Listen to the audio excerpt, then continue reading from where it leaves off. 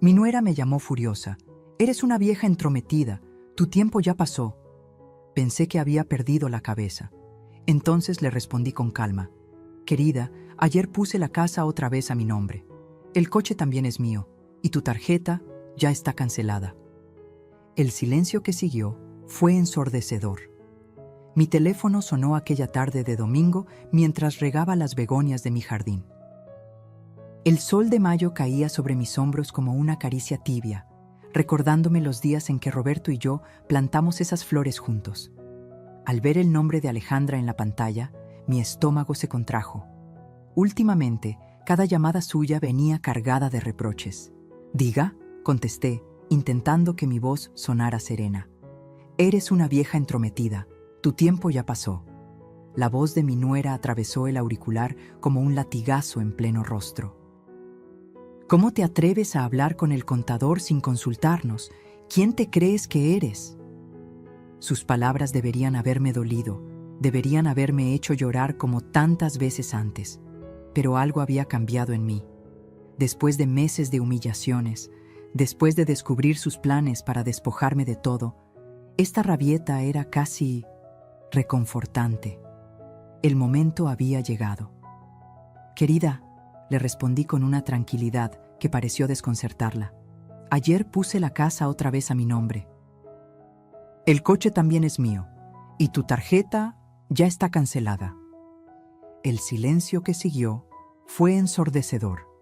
Podía imaginar su rostro descompuesto, aquella mueca de superioridad congelándose en una máscara de pánico. Después de 3 años siendo la sombra en mi propia casa, la invisible doña Carmen de 68 años, a quien todos trataban como si ya no existiera, por fin había recuperado las riendas de mi vida. Pero no puedes hacer eso», balbuceó finalmente. «Miguel nunca lo permitirá». «Esos bienes son para nuestro futuro, para los nietos que nunca me dejan ver», la interrumpí, apretando el teléfono con fuerza. «Y Miguel ya está enterado de todo». Colgué mientras ella seguía tartamudeando amenazas. El teléfono vibró inmediatamente. Miguel. Rechacé la llamada. Necesitaban tiempo para asimilar que la abuelita indefensa había despertado. Miré mi jardín, la casa que construimos Roberto y yo con tanto esfuerzo, y sentí una sonrisa formarse en mis labios. No era una sonrisa de alegría, sino de determinación. La guerra apenas comenzaba, pero el primer movimiento era mío. 3 meses antes, jamás hubiera imaginado tener el valor para enfrentarlos. Yo, Carmen Vázquez, viuda de Gutiérrez, la mujer que siempre puso a su familia por delante, que cedió su patrimonio por amor a su hijo, ahora estaba en pie de guerra contra quienes intentaron enterrarla en vida. Entré a la casa, a mi casa, y me serví una taza de café. Las manos me temblaban, pero no de miedo. Era adrenalina pura. Sabía que en cualquier momento llegarían furiosos, exigiendo explicaciones, pero ya no me encontrarían desprevenida ni vulnerable. Sobre la mesa del comedor había dejado 3 carpetas, una con los documentos originales de propiedad, otra con las pruebas de las transferencias bancarias que habían hecho a mis espaldas, y la tercera contenía la solicitud para internarme en Atardecer Dorado, ese asilo elegante donde planeaban depositarme mientras ellos disfrutaban de mi patrimonio. El timbre sonó con insistencia. A través de la ventana vi el auto de Miguel estacionarse bruscamente. Alejandra bajó primero, con el rostro desencajado. Mi hijo la seguía, pálido como nunca lo había visto. Respiré hondo. Esta confrontación definiría el resto de mi vida, y estaba lista para ella. Nadie imagina que a los 68 años tendría que luchar por mi dignidad contra mi propia sangre, pero la vida tiene formas extrañas de enseñarnos que nunca es tarde para defenderse, y yo apenas estaba comenzando. Parte 2. La matriarca confiada. ¿Cómo entregué mi vida y bienes a quienes creía me amaban? Todo comenzó hace 3 años, cuando Roberto, mi esposo de 4 décadas, falleció de un infarto. Aún recuerdo aquella mañana de abril. Él se estaba anudando la corbata frente al espejo, me sonrió a través del reflejo y, de repente, se desplomó. Para cuando llegó la ambulancia, ya se había ido. Nos habíamos conocido en la Universidad Nacional. Él estudiaba ingeniería, yo literatura. Me enamoré de su risa franca, de cómo sus ojos brillaban cuando hablaba de construir cosas que duraran generaciones. Construimos una vida próspera, una casa hermosa en Coyoacán con jacarandas en el jardín, un negocio de importaciones que creció año tras año, y nuestro único hijo, Miguel, que siempre fue nuestro orgullo. Carmen, me decía Roberto cuando Miguel se graduó con honores, hemos criado a un buen hombre, nunca tendremos que preocuparnos por él. Qué equivocados estábamos. Cuando Roberto partió, me sentí como un barco a la deriva. A los 65 años, enfrentar la soledad en aquella casa llena de recuerdos era aterrador. Las noches eran interminables, el silencio insoportable. Miguel y Alejandra aparecieron como salvadores en medio de mi duelo. «Mamá, no puedes quedarte sola en esa casa tan grande», argumentó Miguel una tarde, mientras Alejandra asentía con expresión preocupada. Además, será más fácil administrar todo si centralizamos las cuentas y propiedades. Alejandra, siempre tan eficiente con su título de administración y su trabajo en un banco prestigioso, se ofreció a manejar mis finanzas. Doña Carmen, usted no tiene que preocuparse por nada. Yo me encargo de las inversiones, los impuestos, todo. Usted solo disfrute su vida. Sus palabras sonaban tan sensatas, tan cariñosas, y yo estaba tan vulnerable, tan perdida sin Roberto. ¿Quién mejor que mi propio hijo y su esposa para cuidar de mí y de lo que con tanto esfuerzo habíamos construido? Y así, con el corazón roto y la mente nublada por el duelo, firmé. Poderes notariales, cambios de titularidad, temporales, tarjetas adicionales para que ellos me ayudaran con los gastos. Les entregué todo. La casa valuada en 7 millones de pesos, el automóvil, mis ahorros de casi 2 millones y el 50% del negocio que ahora administraba el socio de Roberto. «Es lo mejor, mamá», me aseguró Miguel mientras firmaba. «Así no tendrás que preocuparte por nada». Al principio, todo parecía funcionar. Me instalé en la planta baja de mi propia casa, mientras ellos ocupaban el segundo piso. Miguel seguía trabajando en la constructora, y Alejandra presumía a sus amigas lo bien que cuidaban de la abuelita. Yo cocinaba para todos, preparaba los chiles rellenos que tanto le gustaban a mi hijo, cuidaba a mis nietos cuando salían y me sentía útil. Incluso comencé a asistir a un taller de tejido en el centro comunitario. La vida parecía reorganizarse. Una tarde, mientras preparaba chocolate caliente para mis nietos, Sofía, la mayor de 6 años, me abrazó por la cintura. «Abuelita, ¿por qué mamá dice que esta ya no es tu casa?» Me quedé paralizada, con la cuchara de madera suspendida sobre la olla. «¿Qué dices, mi amor?» «Mamá le dijo a tía Lucía que ahora la casa es de ellos, que tú se las regalaste porque ya eres muy viejita para cuidarla». Sentí como si me hubieran echado un balde de agua fría. Pero me convencí de que era un malentendido, que Sofía había interpretado mal alguna conversación adulta. «Tu mamá solo quiere decir que ahora vivimos todos juntos, mi cielo», le respondí, besando su frente. Pero esa noche, mientras intentaba dormir, las palabras de mi nieta seguían resonando en mi cabeza. «Ya eres muy viejita».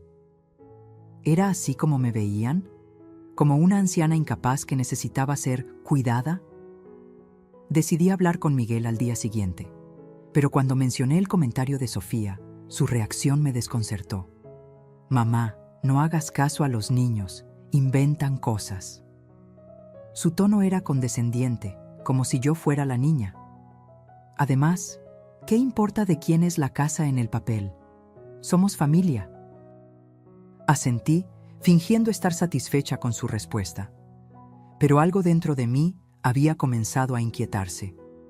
Una pequeña alarma que, en los meses siguientes, sonaría cada vez más fuerte. Lo que no sabía entonces era que aquella conversación con mi nieta sería la primera grieta en el muro de confianza que había construido alrededor de mi hijo y su esposa. Una grieta que con el tiempo se convertiría en un abismo imposible de ignorar. Y mientras yo seguía preparando comidas familiares y tejiendo bufandas para el invierno, ellos ya estaban trazando planes para deshacerse de mí. Planes que descubriría demasiado tarde, cuando ya casi todo estaba perdido. Pero como mi Roberto siempre decía, Carmen, mientras hay vida, hay esperanza. Y yo aún tenía mucha vida por delante, mucha más de la que ellos imaginaban. Saque parte 3. Las primeras señales. Cuando los susurros y miradas esquivas se volvieron evidentes, los cambios fueron tan graduales que tardé en notarlos, como cuando el agua comienza a hervir y solo ves pequeñas burbujas antes de la ebullición. Primero fueron comentarios aparentemente inocentes, lanzados como quien no quiere la cosa durante las comidas o mientras veíamos televisión. «Mamá, ¿otra vez cocinaste con tanto aceite?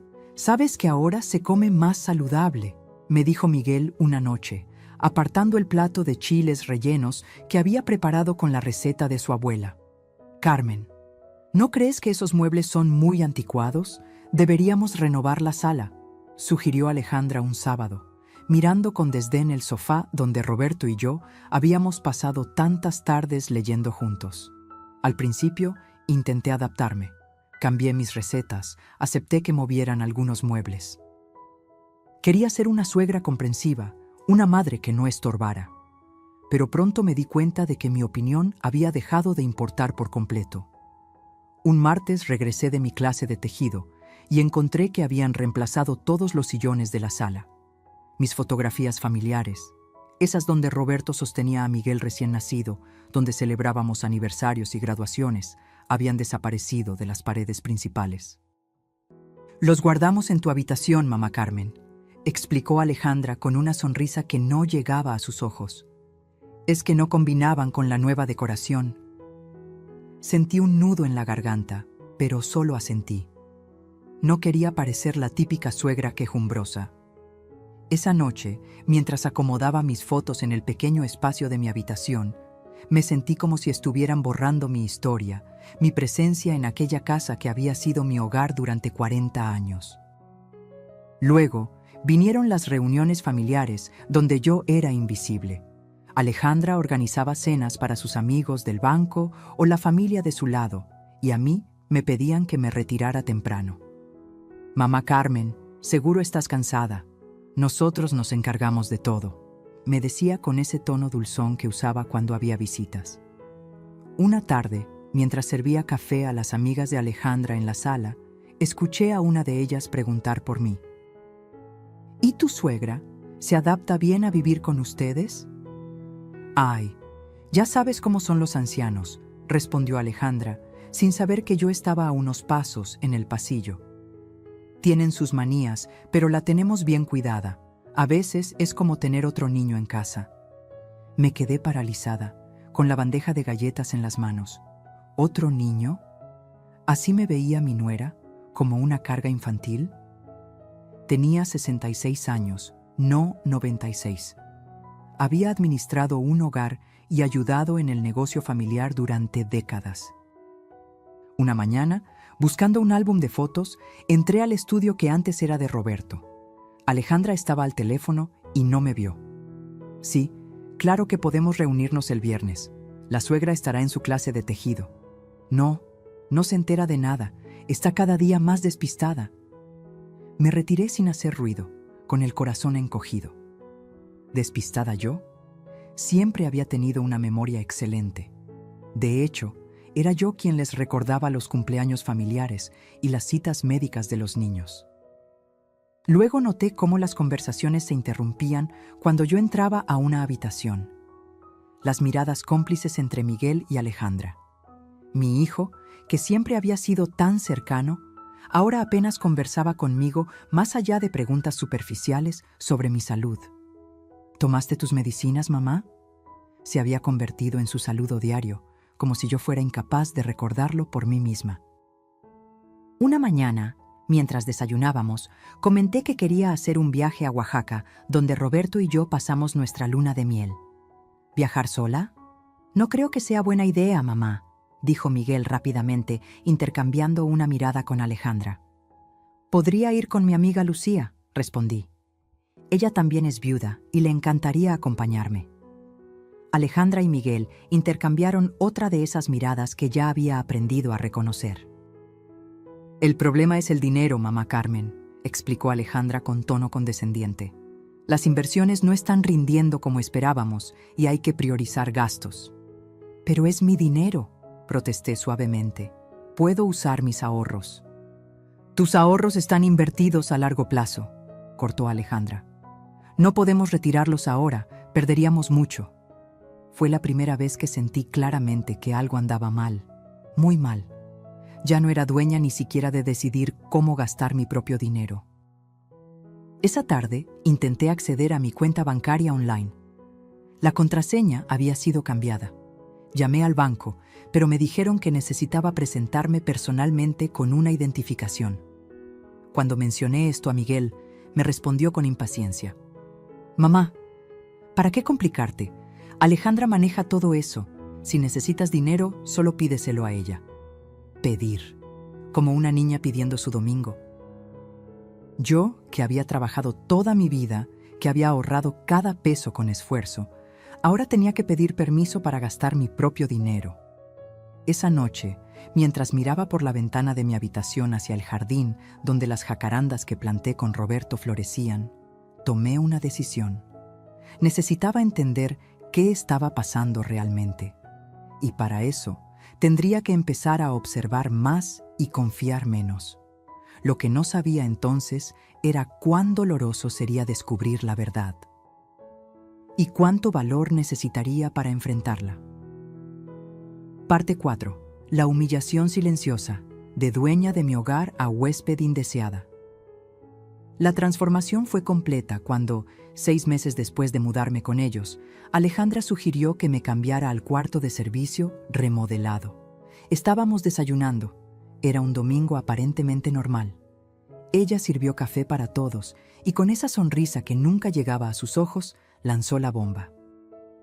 Doña Carmen, hemos pensado que sería más cómodo para usted tener todo en un solo nivel. Así no tiene que subir escaleras. Miguel asintió, evitando mi mirada. Es por tu seguridad, mamá. El otro día te vi tambalearte en el último escalón. Era mentira. Yo subía y bajaba esas escaleras desde hacía 40 años sin problema alguno. Mis piernas estaban perfectamente bien. ¿El cuarto de servicio?, pregunté, intentando mantener la compostura. ¿Dónde dormía Lupe cuando trabajaba con nosotros? Lo hemos remodelado completamente, se apresuró a aclarar Alejandra. Tiene baño propio ahora y hemos puesto un televisor pequeño. Es como un departamentito independiente. El cuarto, aunque lo habían pintado y puesto un televisor de 24 pulgadas, seguía siendo el espacio más reducido de la casa. Apenas cabía una cama individual, un pequeño armario y una mesita. Mi habitación original, espaciosa y con vista al jardín, fue convertida en un cuarto de huéspedes que, curiosamente, siempre estaba ocupado por la hermana de Alejandra o sus padres cuando venían de Monterrey. Acepté sin protestar. ¿Qué podía hacer? Legalmente, la casa ya no era mía. Había firmado todo en un momento de vulnerabilidad, creyendo en promesas de amor familiar que ahora se desvanecían como niebla bajo el sol. Esa noche, mientras acomodaba mis pertenencias en el pequeño armario, la mayoría de mi ropa tuvo que quedar en cajas bajo la cama, encontré una vieja fotografía de Roberto y yo frente a la casa, el día que la compramos. Él sonreía orgulloso, con un brazo alrededor de mis hombros. Nuestro castillo, había dicho. Ahora yo era la sirvienta en ese castillo. Las humillaciones pequeñas se volvieron rutina. Un día, mientras limpiaba mis figuritas de porcelana, lo único que me habían permitido conservar de mi decoración, escuché a Alejandra hablar por teléfono en la cocina. Sí, es como tener una niña grande. Hay que recordarle que tome sus medicinas, vigilar que no deje la estufa encendida. Ya sabes cómo son los ancianos. Me quedé helada. Yo nunca había dejado la estufa encendida. Mis medicinas eran solo vitaminas y una pastilla para la presión que tomaba religiosamente sin que nadie me lo recordara. Estaba creando una imagen de mí como una anciana senil e incapaz. Otra tarde, mientras tejía en el pequeño patio trasero, escuché a Miguel hablar con los niños. No molesten mucho a la abuela, está cansada. Pero si no estamos haciendo nada, papá, protestó Sofía. Solo queremos que nos cuente un cuento. Mejor vean una película. La abuela necesita descansar. Mis nietos se alejaron cabizbajos. Yo quería gritar que no estaba cansada, que adoraba contarles cuentos, que esos momentos con ellos eran lo único que iluminaba mis días. Pero me quedé callada, tejiendo furiosamente mientras las lágrimas nublaban mi vista. La peor humillación llegó en mi cumpleaños 68. Organicé una pequeña reunión e invité a mis amigas de toda la vida, Lucía, Consuelo y Margarita. Preparé bocadillos y compré un pastel con el poco efectivo que me quedaba. Esa mañana, Alejandra entró a la cocina mientras yo cocinaba. Carmen, olvidé mencionarte que hoy vendrán unos clientes importantes del banco. Necesitamos la sala y el comedor. Pero invité a mis amigas para mi cumpleaños, respondí desconcertada. Su rostro mostró una falsa compasión. Ay, qué pena. Pero esto es importante para nuestro futuro financiero. ¿No pueden venir otro día? Es mi cumpleaños, Alejandra, insistí, sintiendo cómo el rubor subía a mis mejillas. Solo serán unas horas. Lo siento, Carmen, pero ya está todo organizado. El catering llega a las 4. Tuve que llamar a mis amigas para cancelar. Lucía, siempre perspicaz, notó algo en mi voz. Carmen, ¿está todo bien con Miguel y su esposa? Todo perfecto, mentí, tragándome las lágrimas. ¿Segura? Porque podemos vernos en mi casa. No tienes que cancelar tu cumpleaños. No. Es que me siento un poco indispuesta, insistí. Mejor lo dejamos para la próxima semana. Esa noche, mientras los invitados de Alejandra reían y brindaban en mi comedor, con mis copas de cristal cortado, yo me quedé en el cuarto de servicio, sola con un pedazo de pastel, escuchando cómo celebraban en la casa que Roberto y yo construimos con tanto esfuerzo. Fue entonces cuando algo dentro de mí comenzó a cambiar. La tristeza se transformó lentamente en indignación. Esa noche, después de que todos se marcharan y la casa quedara en silencio, salí sigilosamente de mi habitación. Recorrí cada rincón de lo que alguna vez fue mi hogar. Acaricié las paredes que Roberto y yo habíamos pintado juntos. Miré las marcas en el marco de la puerta donde medíamos la altura de Miguel cuando era niño. No soy una carga, susurré en la oscuridad, y no me van a enterrar viva. Lo que no sabía entonces era que lo peor estaba por venir, y que el destino me tenía preparada una revelación que cambiaría todo para siempre. Parte 5. El descubrimiento que lo cambió todo. La traición en blanco y negro. Fue un martes por la tarde cuando el destino puso en mis manos la verdad que tanto tiempo habían ocultado. Alejandra y Miguel habían salido con los niños a un parque de diversiones, aprovechando un día festivo. Me habían dejado sola, como siempre, argumentando que sería muy cansado para mí. Mientras limpiaba mi pequeña habitación, noté que el foco del baño parpadeaba. Recordé que en el estudio de Roberto, ahora convertido en oficina de Alejandra, guardábamos focos de repuesto en un cajón del escritorio. Entré con sigilo, aunque estaba sola en casa. La costumbre de sentirme una intrusa en mi propio hogar ya estaba arraigada en mí. Abrí el cajón y efectivamente encontré los focos. Pero también encontré algo más. Una carpeta azul con mi nombre escrito en el lomo. La curiosidad pudo más que el respeto a su privacidad. Después de todo, era mi nombre el que estaba allí. Con manos temblorosas, abrí la carpeta. Lo primero que vi fue un folleto elegante. Atardecer dorado, residencia para adultos mayores. Las páginas mostraban habitaciones pequeñas pero limpias, áreas comunes con ancianos sonrientes jugando dominó. enfermeras jóvenes ayudando a personas en sillas de ruedas. Mi corazón comenzó a latir con fuerza. ¿Por qué tenían esto? Seguí revisando. Había una solicitud de ingreso parcialmente completada, con mi nombre, con mis datos. Solo faltaban algunas firmas y la fecha de ingreso. No puede ser, murmuré, sintiendo cómo mis piernas flaqueaban. Pero había más, mucho más. Encontré estados de cuenta bancarios. Mis cuentas, que supuestamente estaban invertidas a largo plazo, mostraban retiros sistemáticos, grandes cantidades transferidas a una cuenta que no reconocía. En 2 años, mis ahorros de 2 millones de pesos se habían reducido a menos de 300,000. Con dedos cada vez más temblorosos, seguí explorando aquel archivo de traición. Descubrí un contrato de venta de la casa, listo para ser firmado. El comprador, un tal Javier Méndez, socio de Miguel en la constructora. El precio, muy por debajo del valor real del mercado. También había documentos del negocio familiar. La parte que Roberto había dejado a Miguel mostraba buenos rendimientos, pero mi 50% aparecía con pérdidas constantes. Números manipulados, gastos inflados, ganancias escondidas. Y finalmente, lo más doloroso, un intercambio de correos electrónicos entre Miguel y Alejandra. Ya consulté con el abogado, escribía mi hijo. Si logramos que firme un poder notarial más amplio, podemos disponer de todo sin necesidad de su autorización para cada movimiento.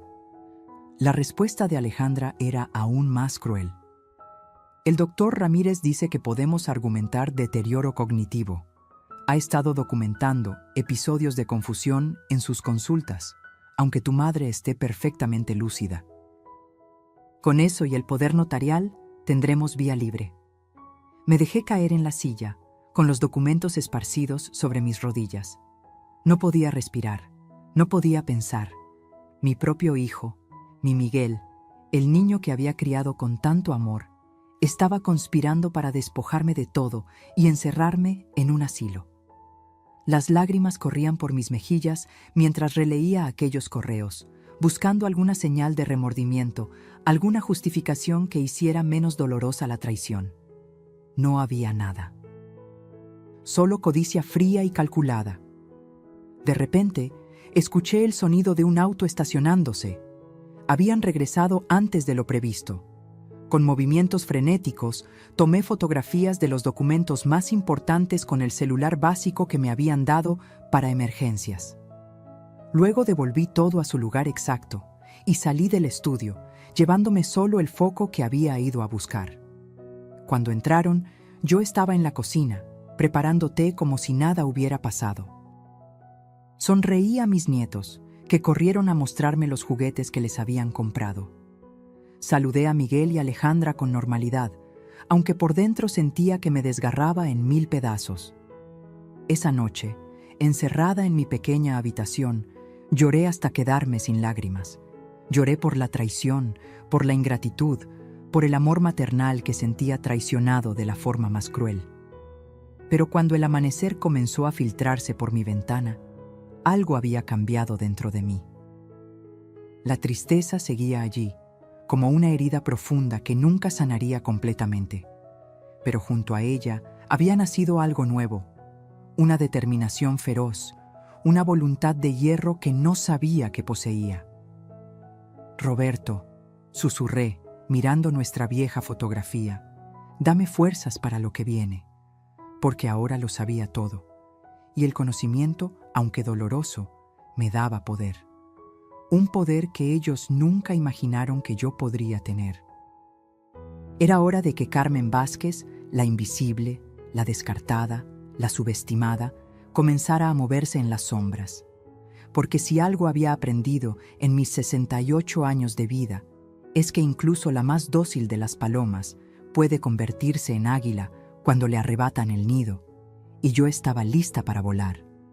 Parte 6. La resistencia silenciosa. Cuando la sabiduría supera a la codicia, aquella mañana me levanté diferente. El dolor seguía ahí, como una sombra persistente, pero ya no me paralizaba. Mientras preparaba el desayuno para todos, como siempre hacía, planeaba cada paso de lo que sería mi resistencia. Lo primero era asegurar la evidencia. Usando la conexión Wi-Fi de la casa, envié las fotografías de los documentos a mi vieja amiga Lucía con un mensaje críptico. «Guarda esto, te explicaré después». Lucía, bibliotecaria jubilada y la persona más discreta que conocía, respondió casi inmediatamente. «Recibido. Estoy aquí para lo que necesites». El segundo paso era más complicado. Necesitaba asesoría legal, pero sin que Miguel y Alejandra lo supieran. Y necesitaba dinero propio, fuera de su control. Durante el desayuno, observé a mi hijo mientras devoraba los chilaquiles que había preparado. ¿Cómo podía comer tranquilamente mientras planeaba despojarme de todo? ¿Dónde había quedado el niño que lloraba cuando veía a un anciano pidiendo limosna en la calle? «Miguel», dije casualmente, estaba pensando en retomar mis clases de pintura en el centro cultural, los martes y jueves por la mañana. Él y Alejandra intercambiaron una de sus miradas cómplices. «¿Pintura, mamá? No sabía que te interesaba», respondió Miguel, con ese tono condescendiente que tanto había llegado a odiar.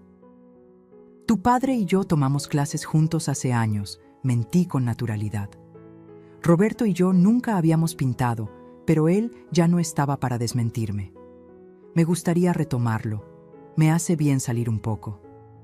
«No sé si es buena idea que vayas sola», intervino Alejandra.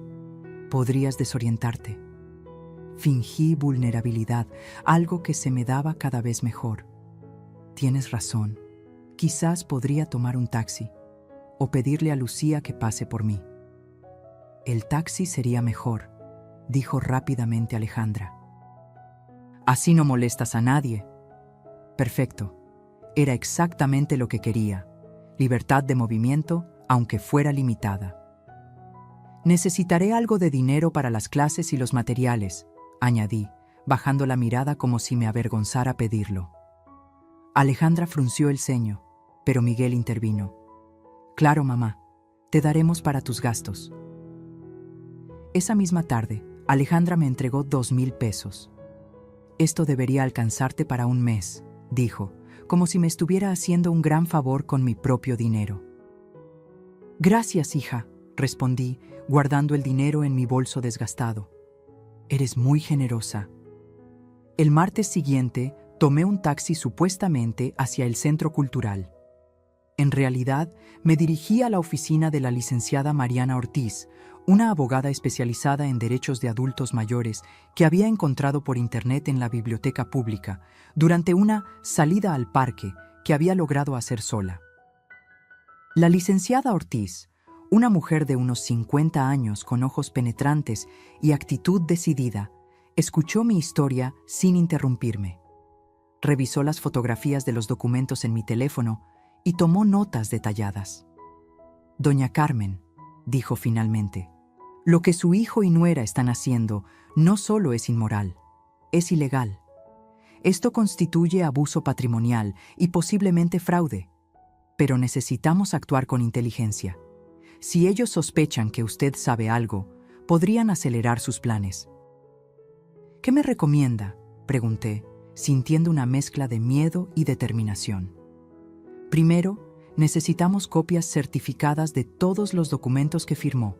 Segundo, debemos verificar el estado actual de sus cuentas y propiedades.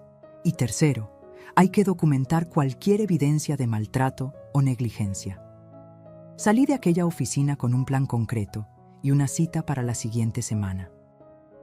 Le pagué a la licenciada con parte del dinero que me había dado Alejandra, sintiendo una pequeña satisfacción al usar sus propios recursos en su contra. Durante las semanas siguientes, mantuve mi fachada de anciana dócil y despistada. Seguía cocinando, cuidando a mis nietos, sonriendo cuando me hablaban como si fuera una niña. Pero mientras tanto, iba construyendo mi caso. Cada clase de pintura era en realidad una reunión con la licenciada Ortiz o una visita al banco para obtener información. Descubrí que, efectivamente, mis cuentas habían sido vaciadas sistemáticamente.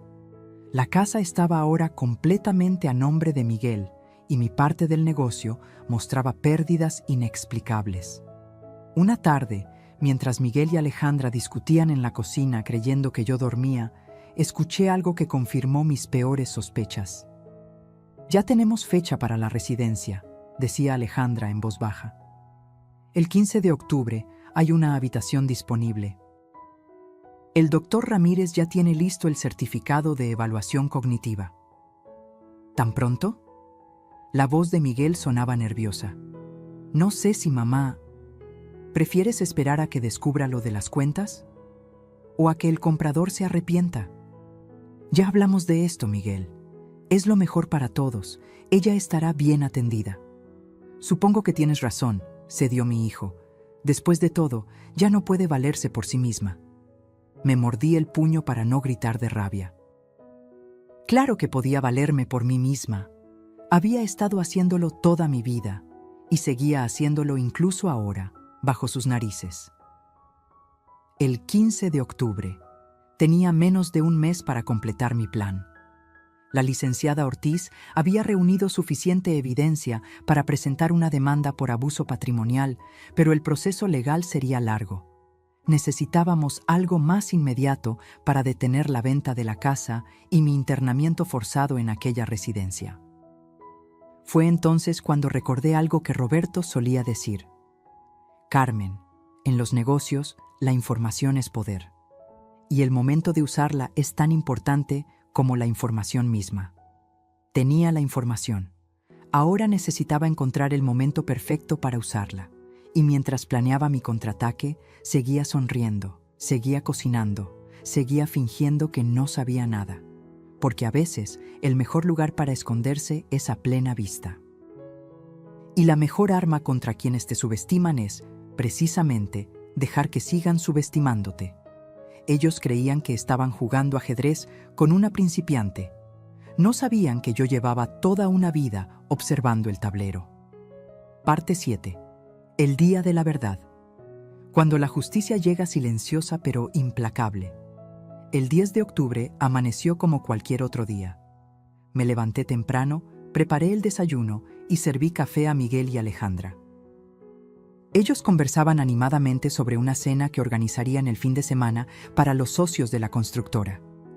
«Será una noche importante», decía Miguel, revisando su teléfono.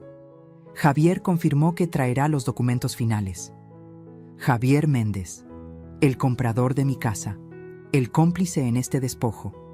«¿Quieres que prepare algo especial?», pregunté inocentemente mientras servía más café. «No será necesario», respondió Alejandra con rapidez. «Contrataremos servicio de catering.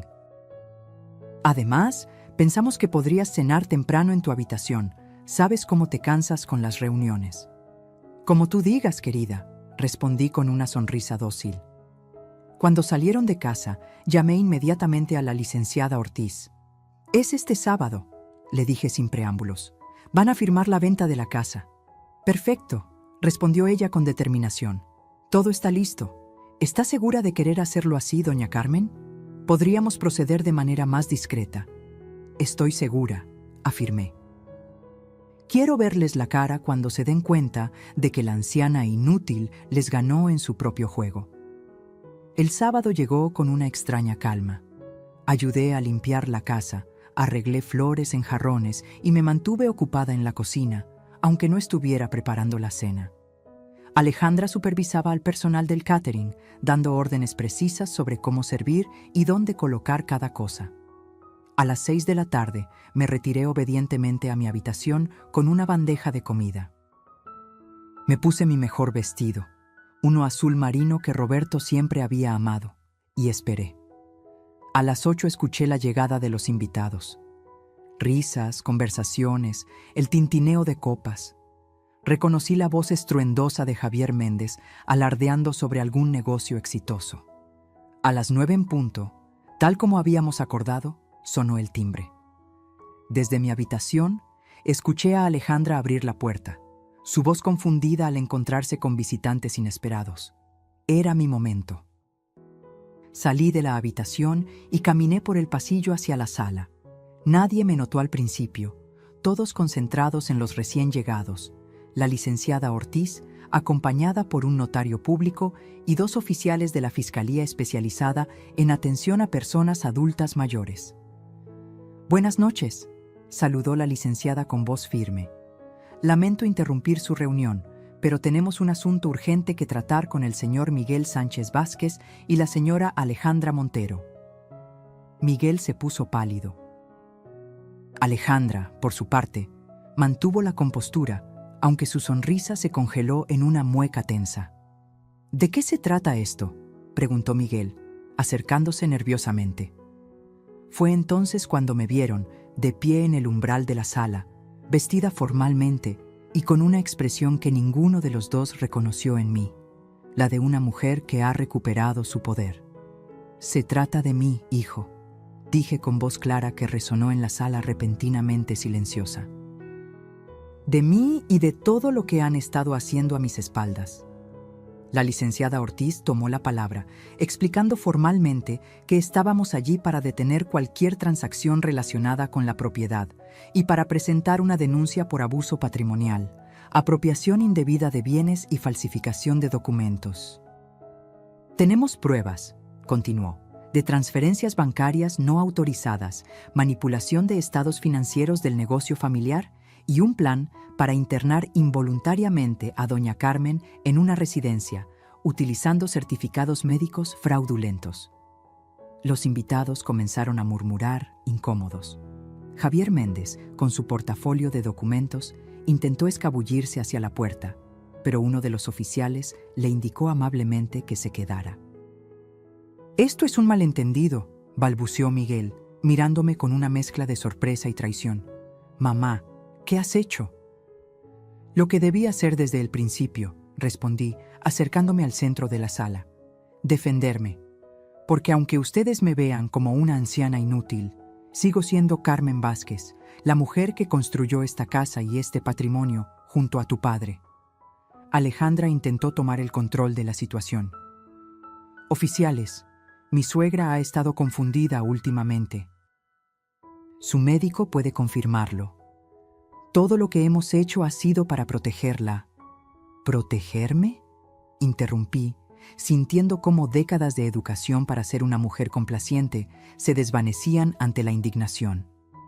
«¿Vaciar mis cuentas es protegerme? ¿Vender mi casa a tus espaldas es protegerme? ¿Falsificar evaluaciones médicas para encerrarme en un asilo es protegerme?». Saqué de mi bolsillo copias de los correos electrónicos que había encontrado y los leí en voz alta.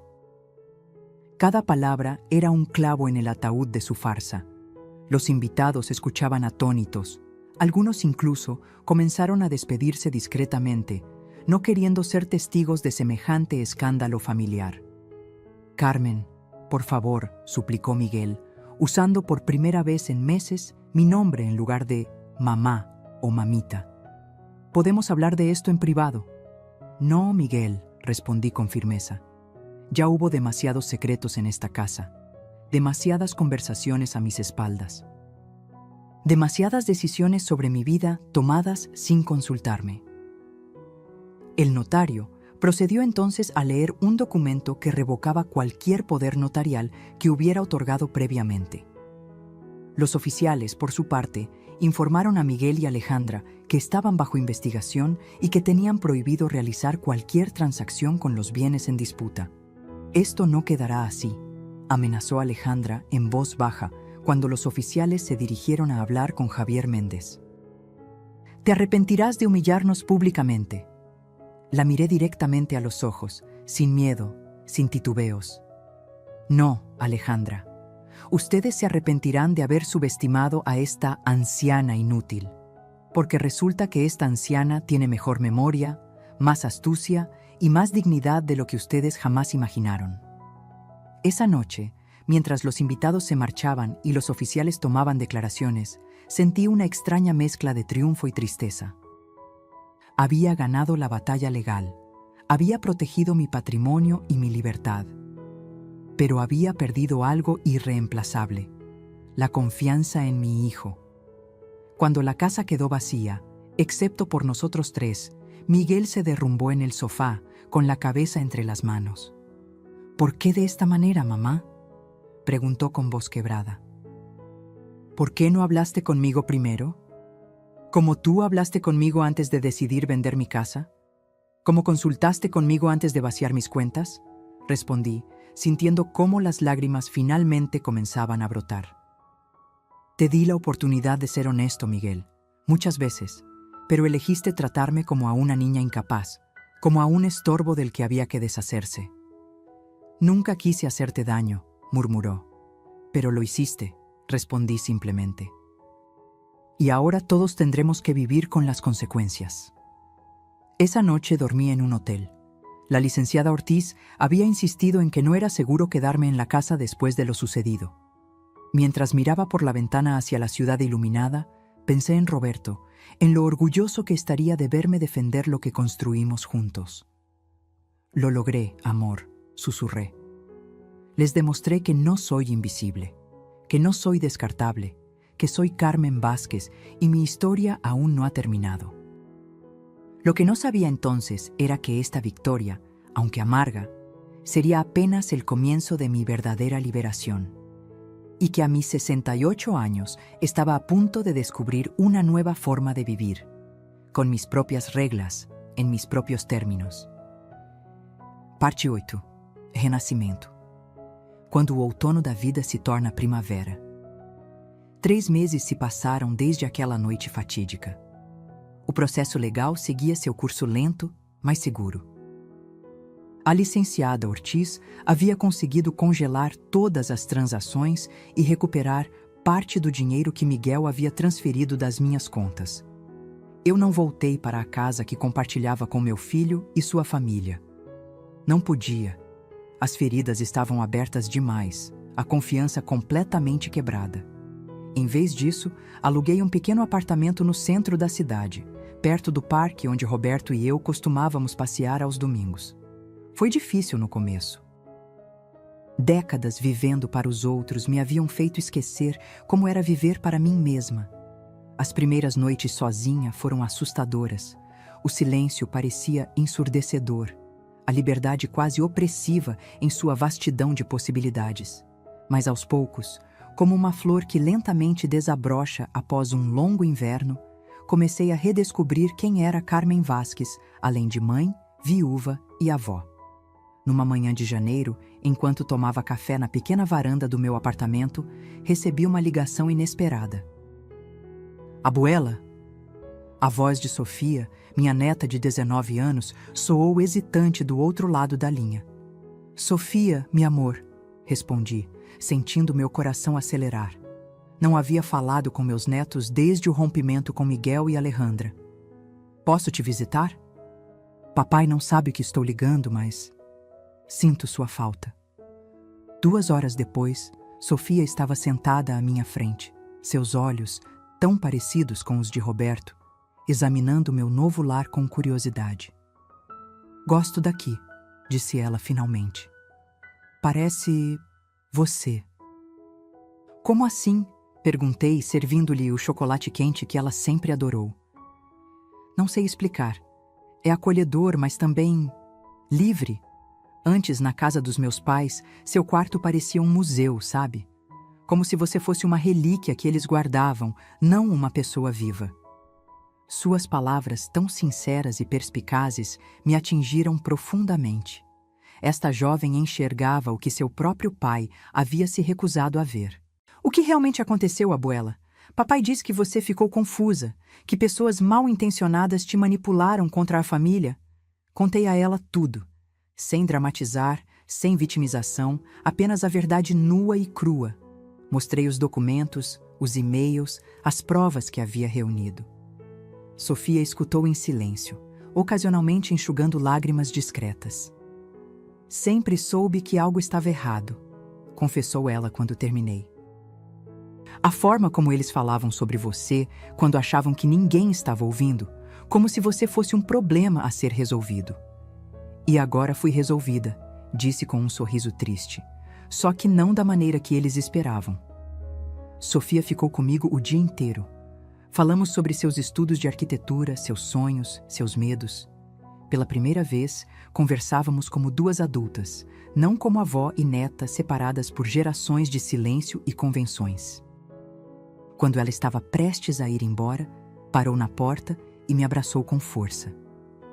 Estou orgulhosa de você, abuela, por lutar, por não desistir. Suas palavras foram como um bálsamo para minha alma ferida. Nas semanas seguintes, Sofia começou a me visitar regularmente, às vezes trazendo seu irmão mais novo, Diego, de 17 anos.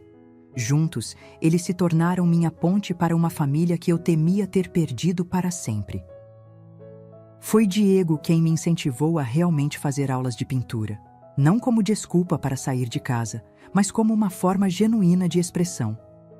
Você sempre fez tudo para os outros, abuela, disse ele, enquanto me ajudava a montar um pequeno ateliê no canto da sala. Agora é hora de fazer algo só para você. Minha primeira tela foi terrível. Cores mal combinadas, perspectiva confusa, técnica inexistente. Mas senti uma alegria quase infantil ao criar algo com minhas próprias mãos. Algo que existia apenas porque eu quis que existisse. Em março, recebi outra visita inesperada. Miguel estava parado na porta do meu apartamento, parecendo mais velho e cansado do que eu me lembrava. "Posso entrar?" perguntou, sua voz desprovida da arrogância que havia se tornado sua marca registrada nos últimos anos. Hesitei, mas acabei abrindo espaço para ele passar. Ficamos em silêncio por alguns momentos, dois estranhos que um dia haviam sido mãe e filho. Os meninos me contaram sobre suas visitas, disse ele finalmente. Eles falam muito sobre como você está diferente, mais viva. Não respondi. Não havia resposta fácil para décadas de dinâmicas familiares complexas. "Mamá?" continuou ele, usando o termo carinhoso que há muito não usava.